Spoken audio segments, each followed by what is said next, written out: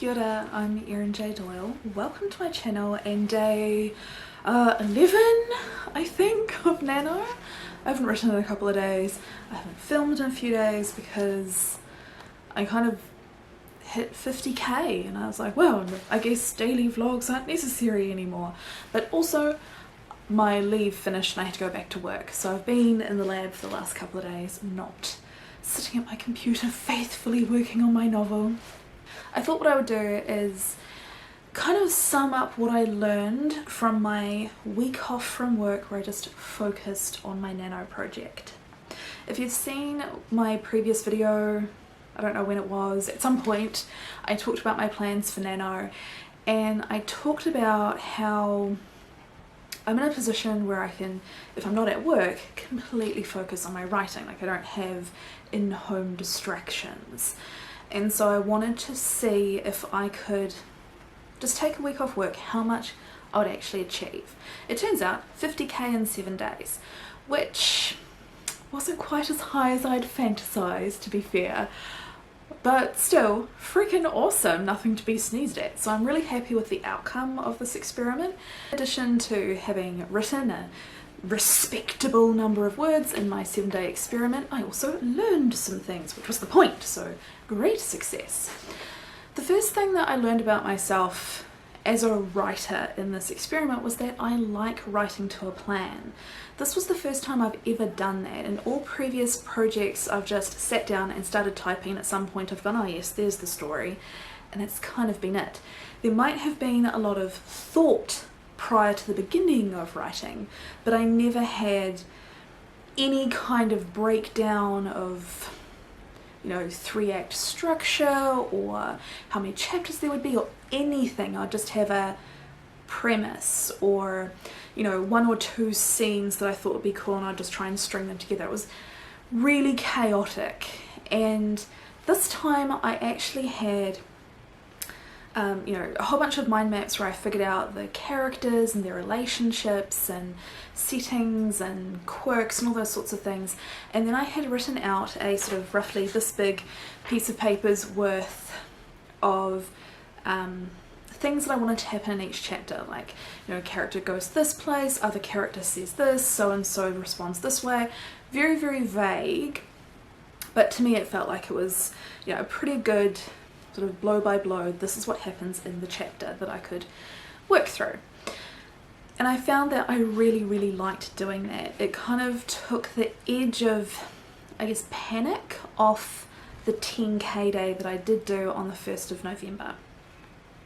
So on that day, instead of opening up a document and then just writing chaotically every word that came into my head that seemed vaguely relevant or interesting to the story, this was, okay, this is where the story starts. And I wrote chapter after chapter, just this happens, and it might not have been perfect, but it was still by far the tidiest 10k day I have ever done, because it was the first time I wrote it in chronological order. It was the first time I knew what I was going to write. I also felt that on the times where I did go off plan, because as I went through, I was finding sections which weren't as thoroughly planned as I thought they were at the beginning.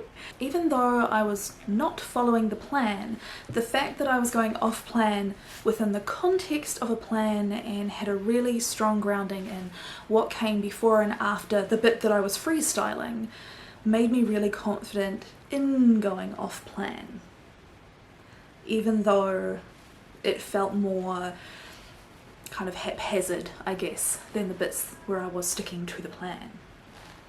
The other thing that I learned during this experiment was that no, I can't write consecutive 10k days, but I can write 5,000 words plus on consecutive days without feeling drained or stressed or overworked.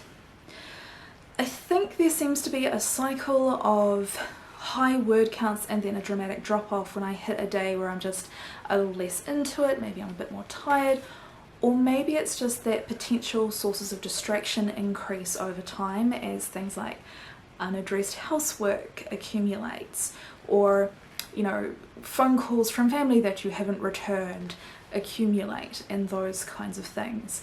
So I think, you know, going full day writing day after day after day, I do have a drop off.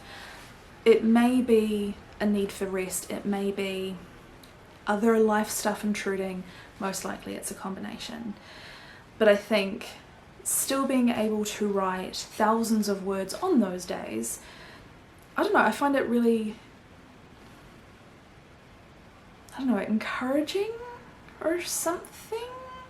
I guess what it suggests to me is that if I, through complete luck and colossal amounts of hard work and luck, was in a position where I could write full time, I have the focus to actually do that, which I think isn't something that I had automatically assumed about myself previously, because I'd never tried it, if that makes any sense. I don't know if it does. I may edit that bit out.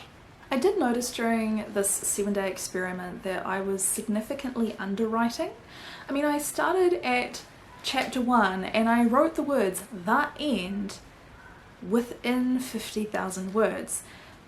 Not quite a novel's length, but what I had done was when I hit bits where I needed a bit of research, or I just wasn't sure, or I realised that I had to go back and put in another chapter, all that kind of stuff, I just kept pushing forward because I was really trying to hit those high word counts while I had the time to do so.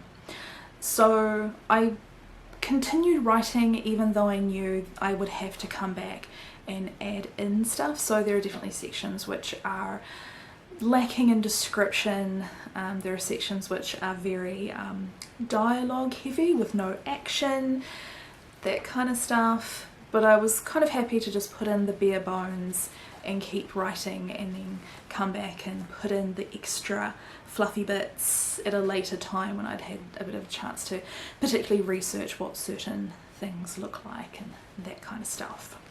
The underwriting was quite possibly just me pushing to write more and more by not spending time thinking about the harder stuff. But it could also have been that I was sticking to the plan and enjoying writing to the plan, but then maybe the plan just wasn't robust enough for me to do that and have a high word count. I think it's possibly both of those things working together. I did think it was interesting that I was underwriting instead of overwriting, because you would think in a situation where you're trying to force yourself to write as many words as possible in a 7-day period that this might encourage you to spend time writing fluff. So it was interesting that I didn't.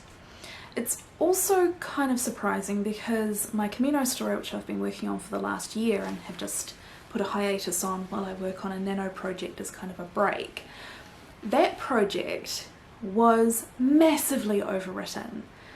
I mean, with my Camino story, I had written half of the character's journey and it took me 130,000 words.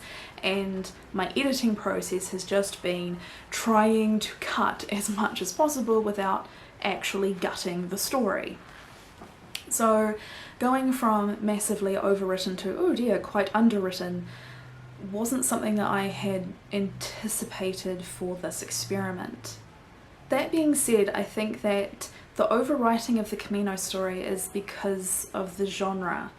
So the Camino story is general fiction drawn from my own experiences, so perhaps, you know, because I have an emotional connection to things, I've personally experienced things, I have a plethora of photos and diary entries to draw on, it was easy to incorporate lots of extra bits.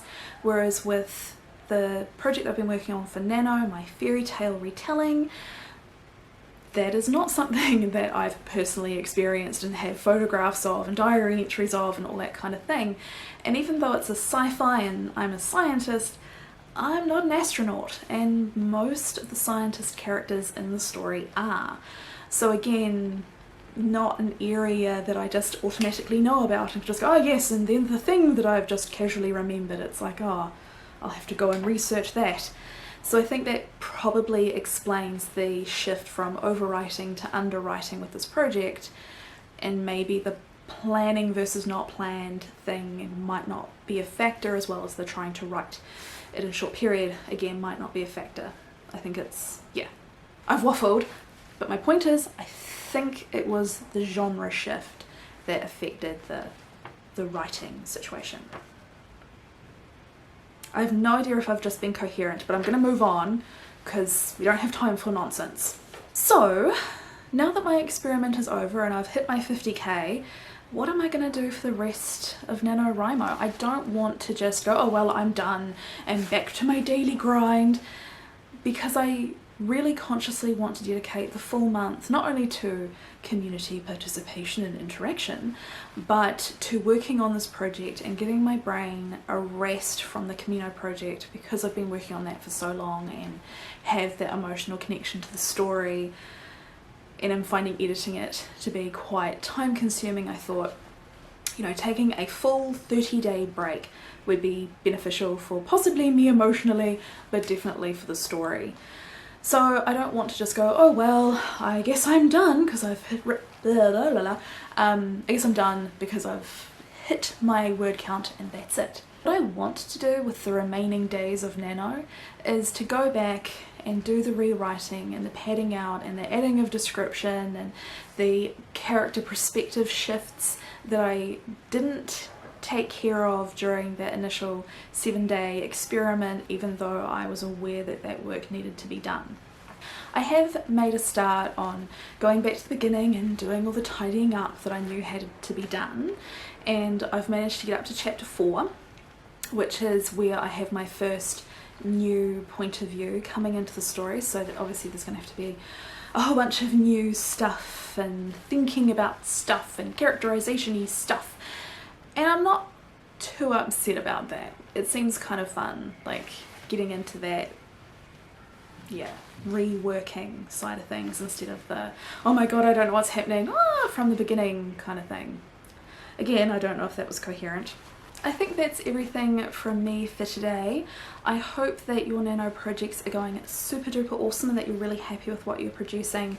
And if you've decided not to do Nano this year, or if you've made a start and then decided to actually flag it for this year, that is also working out super duper well for you, and that you are happy and taking care of yourselves during this ridiculous stupid year.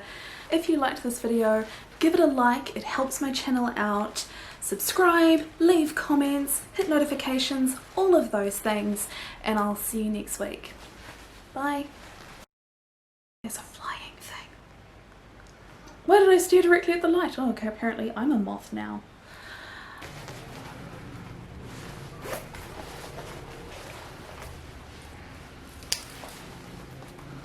Finding all kinds of things in my pockets is